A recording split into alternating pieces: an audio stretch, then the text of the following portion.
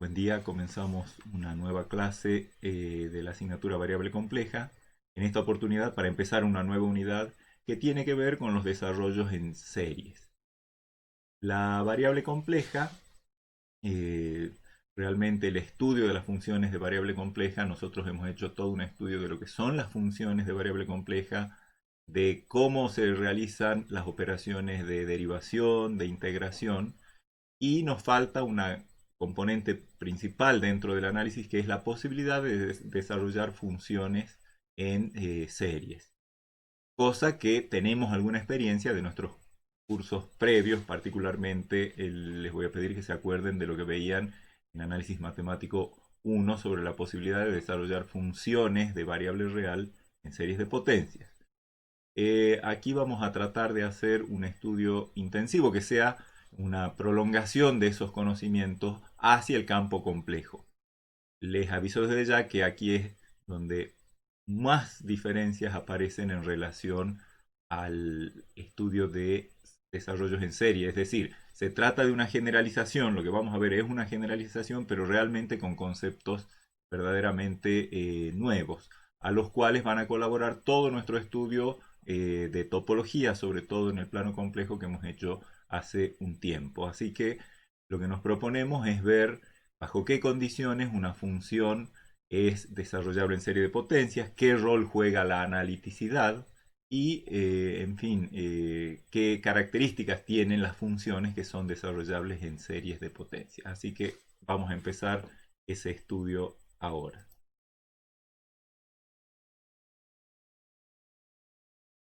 Lo primero que tenemos que hacer es estudiar qué es una sucesión, y esta clase en realidad va a estar destinada a estudiar qué es una sucesión en el campo complejo. Una sucesión primero numérica. Una sucesión numérica, vamos a ver la definición por supuesto, y es parecida a lo que nos esperamos de lo que es una sucesión en un conjunto. Una sucesión numérica compleja va a ser cualquier función, vamos a llamar z a la función, cuyo dominio sea los naturales, 0, 1, 2, 3, etcétera, y cuyo codominio sea los complejos. Como siempre, en vez de escribir z de n para la imagen del número natural n bajo la función z, vamos a escribir z sub n, que va a representar el enésimo término de la sucesión. Y la sucesión entera, o sea, la lista entera de elementos de la sucesión, los términos, todos los términos de la sucesión los vamos a denotar como Zn entre llaves con el subíndice n variando en n. O también muchas veces vamos a usar simplemente las llaves para denotar la sucesión completa, entendiendo que el subíndice corresponde a los números naturales. Entonces eso digamos, designa a la sucesión completa, es decir, la lista de números complejos Z0, Z1, Z2 y así sucesivamente. ¿Sí? Uno lo puede imaginar como una lista de números puesta con su índice en orden creciente de izquierda a derecha, y toda esa lista infinita, que no terminaría más en principio, es la sucesión. Le vamos a llamar campo de variabilidad de la sucesión Zn a la imagen de la función z, es decir, al conjunto de todos los números complejos que constituyen los términos de la sucesión. Es decir, un número complejo está en el campo de variabilidad si es alguno de los Zn para n natural. O sea, si alguno de estos numeritos resulta W, bueno, ese W está en el campo de variabilidad. ¿Sí? Son efectivamente los valores que toma la sucesión. ¿Sí? Vamos a decir que una sucesión es acotada y el campo de variabilidad de la sucesión es un conjunto acotado. Ya vamos a ver una imagen gráfica de todos estos conceptos que, por supuesto, siempre conviene tener en mente, pero Las definiciones son estas y ¿qué tendrá que pasar para que una sucesión sea acotada? Es decir, para que el campo de variabilidad sea acotado. Tiene que haber un número positivo tal que todos los términos de la sucesión tengan módulo menor que r. Eso quiere decir que uno puede dibujar todos los números complejos que corresponden a los términos de la sucesión dentro de un disco de radio apropiado, suficientemente grande. ¿Sí? Por supuesto que si una sucesión no es acotada, no cabe en ninguno de tales discos y quiere decir que hay términos de la sucesión arbitrariamente lejos de del origen de coordenadas. Si uno tiene un subconjunto de los complejos y el campo de variabilidad de una sucesión es un subconjunto de SE, vamos a decir que la sucesión Zn es una sucesión N. O sea, las sucesiones en general son en el conjunto de los números complejos, pero a veces podemos ser más específicos y decir Zn es una sucesión en un cierto subconjunto de los números complejos. En ese caso, escribimos que Zn como sucesión es un subconjunto de E. Cuidado, acá no tenemos una sucesión, no es exactamente un conjunto. Por lo tanto, acá este símbolo de contención está sobrecargado. Una sucesión contenida en un conjunto quiere decir que todos los términos de la sucesión están contenidos en E. Veamos algunos ejemplos que nos van a ayudar a afianzar estos conceptos y a hacernos una imagen gráfica de lo que es una sucesión que nos va a ayudar mucho en nuestra intuición. Supongan ustedes que en un primer ejemplo vamos a hacer de cuenta, obviamente, cómo se describe una sucesión, cómo se describe cualquier función, es decir, dando alguna regla que asocia a cada natural con un único número complejo.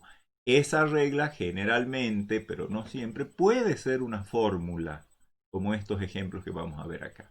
Entonces, una fórmula para el enésimo término. Por lo tanto, podríamos decir que el enésimo término es el número complejo que se forma de hacer n más i sobre n más 1.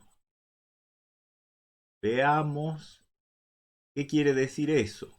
¿Quién sería z0? 0 más i sobre 0 más 1, o sea, el número i. ¿Quién sería z1? Reemplazamos a n por 1. 1 más i sobre 2. z2, 2 más i sobre 3. z100, 100 más i sobre 101. ¿Se entiende, no? Como calcular es como cualquier función, nada más que hay que evaluarla simplemente en números naturales. Dado que los términos de una sucesión son números complejos, uno los puede dibujar en el plano z0, luego z1, luego z2, y de esa manera tratar de imaginarse cuál es el comportamiento de la sucesión, es decir, conforme n va aumentando, qué le va pasando a la sucesión. Lo podríamos hacer en un pizarrón o yo voy a elegir usar un software de representación que acá les voy a mostrar. Está ya, digamos, tiene cargado un código como para que podamos ver los distintos puntos que corresponden a cada uno de los términos. En rojo va a estar el término actual y cuando vaya subiendo el n voy a conservar de azul todos los zn, todos los términos que ya haya considerado. Efectivamente acá tenemos definida la función que acabamos de decir, que es n más i sobre n más 1. Y fíjense que cuando n es igual a 0, lo que decíamos hace un rato, tenemos el complejo i.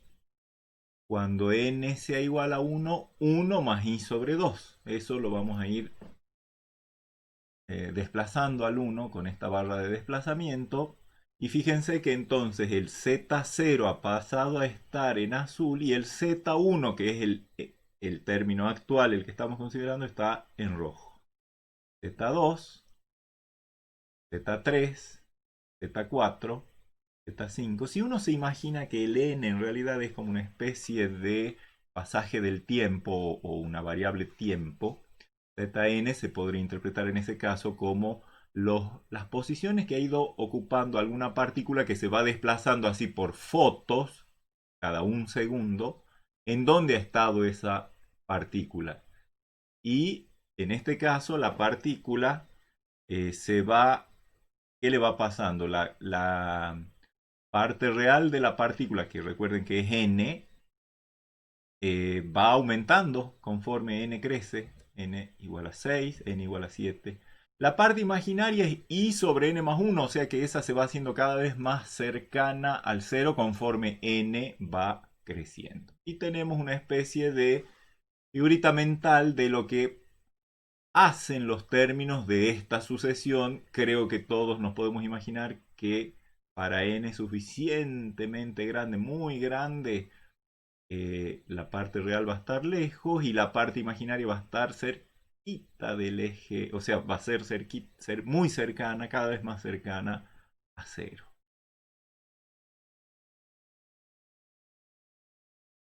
Veamos otro ejemplo.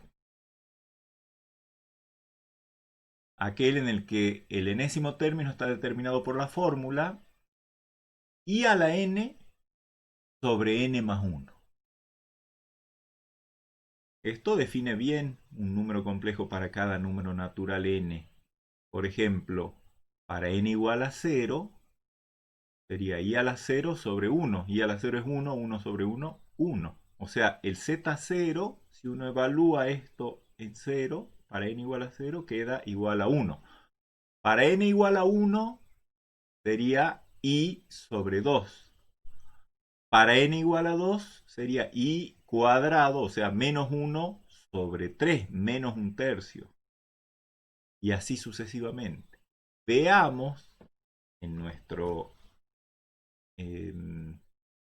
software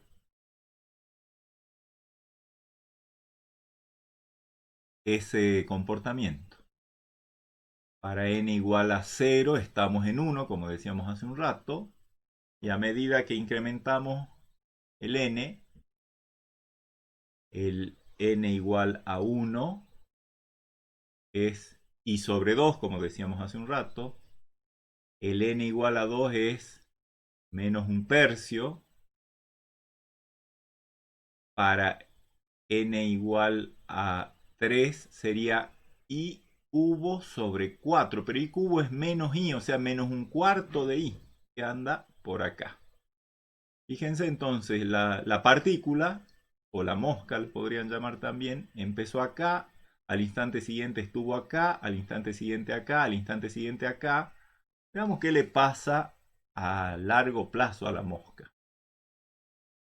Si ustedes se dan cuenta, cada vez que n es un múltiplo de 4, tenemos i a la 4k y por lo tanto el numerador queda 1 dividido un número que se hace cada vez más grande. O sea, estos puntos que fueron apareciendo acá son cada vez que n fue un múltiplo de 4. Acá van apareciendo cada vez que n es un múltiplo de 4 más 1, un múltiplo de 4 más 2 y un múltiplo de 4 más 3.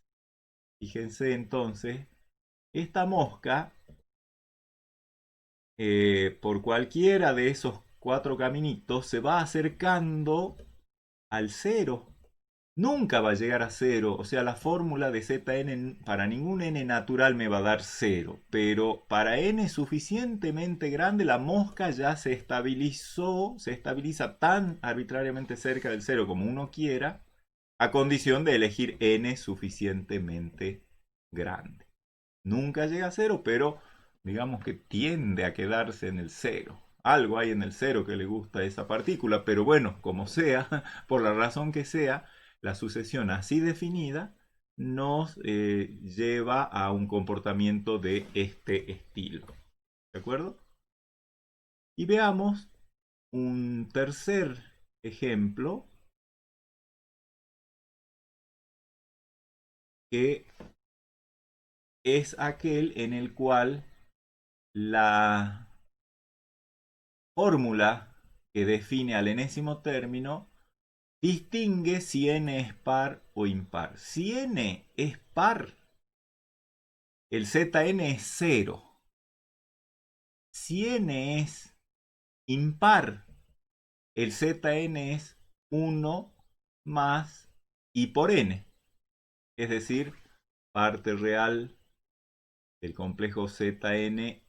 Cada Zn es un número complejo, tiene una parte real, una parte imaginaria. En este caso, si el n es impar, la parte real es 1 y la parte imaginaria es el número impar. O sea, por ejemplo, Z3 va a ser 1 más 3 por i. Pasemos al soft. Acá está, fíjense que acá está cargada. Si n, este símbolo es el resto de n dividido por 2. Si el resto es 0, o sea, si el número es par, conteste 0, o sea, el Zn vale 0. Y si es impar, conteste 1 más i por n conforme nos dice nuestra fórmula. Veamos cómo es, en ese caso, la historia de la mosca. Empezamos en 0 porque Z0 es 0. Z1, recuerden que es 1 más 1 por i, o sea, 1 más i. Allí está. Z2 vuelve a ser 0. O sea, esta es una mosca que arrancó acá, en un instante estuvo ahí, luego volvió acá. Ahora Z3 va a ser 1 más 3i, como decíamos hace un rato.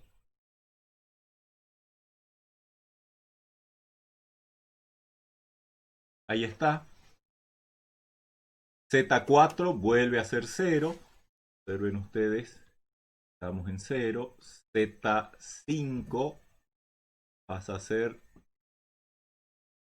1 más 5 por i. Z6, 0. 1 más 7 por i, 0, 1 más 9 por i y así sucesivamente. Esta es una mosca que va saltando entre el 0, vuelve recurrentemente al 0, a las cercanías del 0, pero también en otro momento tiene capacidad para ir alejándose. ¿De acuerdo? Ahí está el comportamiento de esta sucesión. Los términos van rebotando entre una cosa que se va alejando y el 0.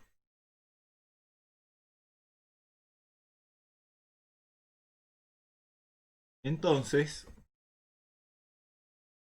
eh, creo que eso que hemos visto recién motiva de alguna manera que uno analice qué le pasa a largo plazo a los términos de la sucesión. ¿Se acercan a algo? Bueno, ese es el punto central de la definición de la convergencia de una sucesión. Vamos a decir que una sucesión Zn es convergente hacia algún número L complejo si para todo epsilon positivo existe un número natural n mayúscula tal que cualquier término de la sucesión que corresponda a subíndice n minúscula mayor o igual que ese n mayúscula ya está suficientemente cerca, es decir, a distancia menor que epsilon, de el L.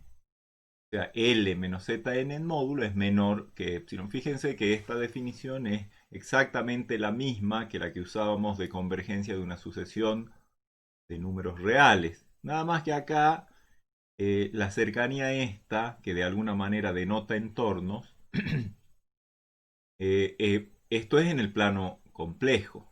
Así que tengan presente las figuras que acabamos de ver recién. Es decir, converge una sucesión cuando hay un número L con la propiedad de que cuanto más grande es el término que uno tome de la sucesión, arbitrariamente cerca de L están todos los términos a partir de un cierto n. ¿Sí? Para todo epsilon positivo existe un número natural n a partir del cual todos los términos de la sucesión ya están a distancia de L menor que epsilon.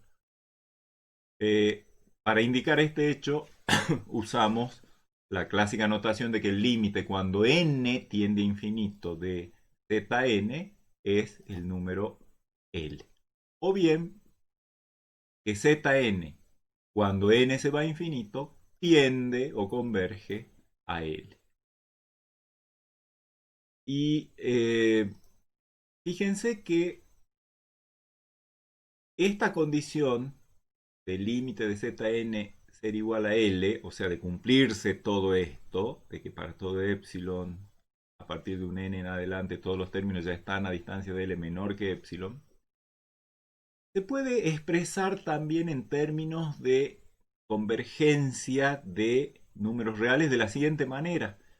El módulo de L menos Zn es un número real porque L menos Zn es un complejo, ese módulo es un número real no negativo. El hecho de que tenga yo esta definición equivale precisamente a pedir que el límite cuando n tiende a infinito de esta sucesión de números reales, los módulos de L menos Zn, sea cero.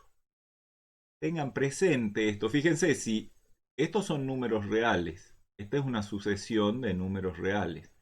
¿En qué caso el límite de esa sucesión de números reales es cero con la definición de convergencia de sucesiones reales? Cuando para todo epsilon existe un n tal que para todo n mayor o igual que n, el módulo de este número menos el propuesto límite, que en este caso es cero, así que quedaría directamente el módulo de L menos Zn es menor que epsilon, así que un criterio en términos de sucesiones de reales para ver si una sucesión compleja converge a L es ver que la sucesión de los módulos de las distancias de Zn a L converge a cero.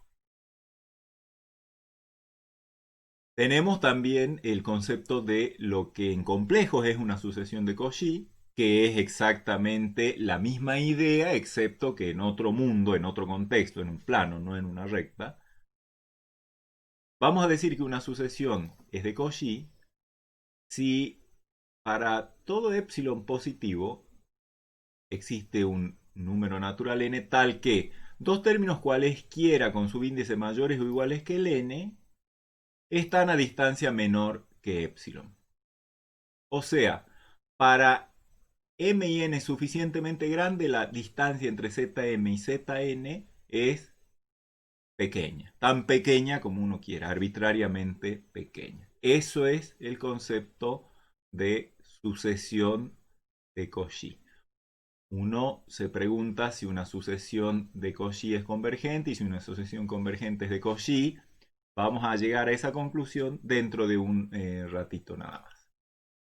Antes, sigamos con las definiciones. ¿Qué va a querer decir que una sucesión diverja a infinito? Vamos a decir que una sucesión es divergente a infinito cuando, teóricamente, digamos, uno se puede imaginar lo que eso significa para todo n suficientemente grande, los módulos de los términos de la sucesión son tan grandes como uno quiera. Eso lo formalizamos de la siguiente manera. Para cualquier número real existe un índice a partir del cual todos los términos de la sucesión tienen módulo mayor que k.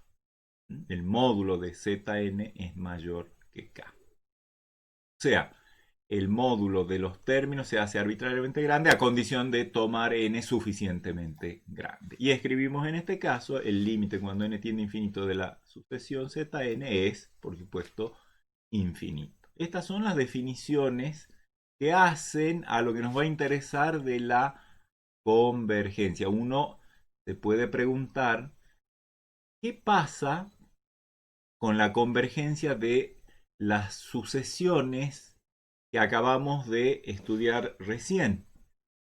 Fíjense los tres ejemplos que hemos visto y los dibujitos que teníamos en esta primera sucesión. ¿Qué diríamos?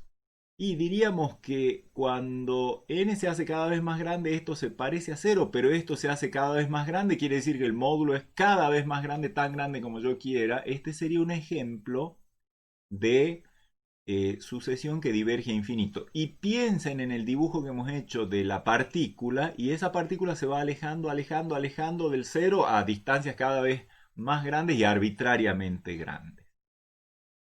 La segunda, si retroceden el video y ven, se van a acordar que eran esas como cuatro ramas que se iban acercando todas a cero. La mosca se acercaba cada vez más a cero. Efectivamente, es posible probar y se los dejo como ejercicio, y no es difícil, que esta, en realidad lo podemos hacer hasta mentalmente, esta sucesión converge a cero porque ¿cuánto vale el módulo? Si el límite es cero, quiere decir que hay que probar que el módulo se parece a cero a condición de tomar n suficientemente grande. El módulo de zn es el módulo de i al n, que es 1, sobre n más 1. O sea, la distancia entre zn y 0 es 1 sobre n más 1 y sabemos que esa sucesión de números reales se va a 0, así que es fácil ver que esta sucesión converge a 0. En cuanto a esta sucesión, la sucesión de los términos que corresponden a subíndice par es siempre 0, pero los términos que corresponden a n impar se van alejando cada vez más. ¿Podríamos decir que esto se va a infinito? No, porque siempre la mosca vuelve a cero. No hay un... Si yo quiero que todos los términos de la sucesión tengan módulo mayor que 5, por ejemplo, que es lo que me pide la definición de divergencia infinito, no lo voy a lograr porque siempre va a haber un n en el cual la mosca va a haber vuelto a cero. Así que no es divergente infinito esta sucesión. No es convergente a cero tampoco, porque la idea de convergencia es que cuanto más grande uno tiene el subíndice del término, todos los términos están cerca de su propuesto límite. Y acá, si el límite que uno quisiera proponer es el cero, no. Recuerden que hay términos con subíndice arbitrariamente grande que están arbitrariamente lejos del cero. Así que esta no es una sucesión que converja ni a cero ni diverja a infinito.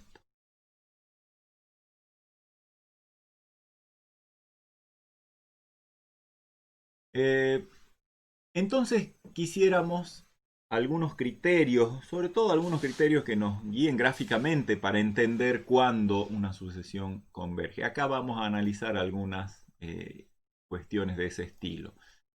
Supongamos que yo tengo una sucesión compleja y un número complejo L. Y quiero saber si este L es el límite de la sucesión. Bueno, acá tenemos una caracterización de convergencia de una sucesión a un número complejo. Zn converge a L, si solo si, o sea, de ida y de vuelta. Cualquier entorno de ese número L, del propuesto límite, contiene a, digamos, casi todos los términos de la sucesión. ¿Qué quiere decir casi todos? A todos los términos, salvo, capaz, una cantidad finita de esos términos. ¿Sí? O sea, un L, eso lo podríamos ver en pizarra gráfica. Digamos que yo tengo una sucesión que va generando alguna trayectoria, digamos, en el plano. Y un número complejo L. ¿Qué tiene que pasar con la sucesión para que efectivamente este L sea el límite? Cualquiera que sea el entorno que yo tome alrededor de L, al principio la sucesión puede estar lejos, pero tarde o temprano la sucesión, los términos, quedan capturados dentro de ese entorno de radio epsilon y no se van más de ese entorno. Esa es la idea que dice esta proposición. Y si el entorno es más chico, quizás el n a partir del cual la sucesión queda capturada en el entorno sea más grande, pero siempre hay un n a partir del cual la sucesión ya queda capturada en el entorno y no se va más. Y eso pasa con cualquier entorno alrededor de L. Por lo tanto, creo que con esa imagen la demostración de esta propiedad es bastante más llevadera. Bueno, hay que demostrar sí y solo sí. La hipótesis para la ida es que la sucesión converge hacia él. Y hay que demostrar que cualquier entorno contiene a todos los términos de la sucesión, salvo capaz que una cantidad finita de ellos. Entonces, tomo un épsilon mayor que cero para decir voy a tomar un entorno arbitrario. Por definición de convergencia que hemos hecho, existe un n a partir del cual todos los términos de la sucesión ya están a distancia de L menor que épsilon. Y por lo tanto, para cualquiera de esos n mayores o iguales que ese n mayúscula, ya Zn cayó en el entorno del radio épsilon. ¿Quiénes no están o quiénes capaz que no están? Nosotros ya sabemos que a partir de n en adelante todos los términos están en el entorno. Capaz que Z0, Z1, Z2 hasta Z sub n mayúscula menos 1 no están en el entorno. No lo sabemos porque esto no nos dice nada acerca de ellos. Pero lo que sí sabemos es que el entorno contiene a todos los términos de la sucesión salvo quizás a esos que acabo de decir, que son una cantidad finita y por lo tanto he demostrado este enunciado. O sea, queda demostrada la ida. Y para la vuelta, mi hipótesis es que cualquier entorno de L, o sea, tengo una sucesión de la que en principio no sé nada de la convergencia, pero tengo un número complejo L con la propiedad de que cualquier entorno de L contiene a casi todo, es decir, a todos salvo tal vez una cantidad finita de los términos de la sucesión. Y con eso tengo que demostrar que Zn converge a L. Entonces, para demostrar que una sucesión converge por definición a un número L, tomo cualquier épsilon y me las tengo que arreglar para conseguir un n a partir del cual los términos de la sucesión ya estén a distancia de L menor que épsilon. Voy a pensar en todos los términos de la sucesión que no estén en el entorno de radio épsilon alrededor de L. Voy a mirar los índices que corresponden a esos términos. Es decir, todos los subíndices para los cuales el correspondiente término no está en ese entorno. A ese conjunto le voy a llamar F y es un subconjunto de los naturales, es decir, los índices para los cuales el correspondiente término no está en el entorno del radio épsilon alrededor de él. Nuestra hipótesis nos dice que ese conjunto F es finito. Así que puedo calcularle el máximo, incluso si fuera vacío podría suponer que el máximo es 0. Entonces vamos a llamar n mayúscula a uno más que ese máximo. Es decir, de todos los números que haya acá, voy a fijarme cuál es el más grande y le voy a sumar 1 y ese va a ser mi n. ¿Qué voy a tener con esa elección? Que si yo tomo cualquier término de la sucesión con su índice de n chiquito mayor o igual que este n, por supuesto ese n chiquito va a ser más grande que el máximo de f y por lo tanto no va a estar en f. ¿Qué quiere decir no estar en f? Quiere decir que Zn sí pertenece al entorno de radio épsilon alrededor de él. Y eso quiere decir que para todo n mayor o igual que n, por supuesto que si el Zn está en el entorno de radio épsilon alrededor de L es porque la distancia entre Zn y L es menor que épsilon y eso pasa entonces para este épsilon. Como épsilon era arbitrario, eso quiere decir que hemos mostrado la convergencia de Zn a L. ¿De acuerdo?